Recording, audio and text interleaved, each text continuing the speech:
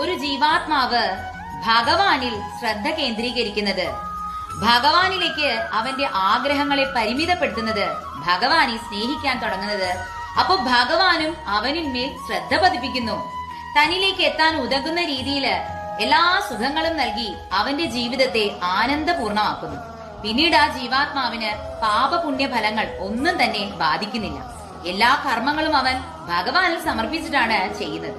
ഭഗവാനെ സദാ സ്മരിച്ച് ജീവിക്കുന്ന ആ ജീവാത്മാവ് ഒടുവില് ഭഗവാന്റെ സന്നിധിയിൽ തന്നെ എത്തിച്ചേരുന്നു. നിങ്ങളുടെ പ്രവർത്തികൾ, കർമ്മങ്ങൾ വെണ്ണ പോലെയുള്ളതാക്കാനായിട്ട് പരിശ്രമിക്കൂ. ഭഗവാന്റെ ഭക്തരെ സംബന്ധിച്ചിടത്തോളം ഈ ജ്ഞാനത്തെക്കാൾ മുകളിലായിട്ടുള്ള ഭക്തിയോഗത്തിലാണ് അവർ ജീവിക്കുന്നത്. അതായത് ഭഗവാനോടുള്ള മാധുര്യ പ്രേമ ഭക്തിയിൽ സകല കർമ്മങ്ങളും ഭഗവാനിൽ സമർപ്പിച്ച് ചെയ്യുന്നത് കൊണ്ട് തന്നെ അവരുടെ കർമ്മങ്ങൾക്ക് പുണ്യഫലവും ഇല്ല, പാപഫലവും ഇല്ല. അതുകൊണ്ട് സ്വർഗ നരക ലോകങ്ങളെ കുറിച്ച്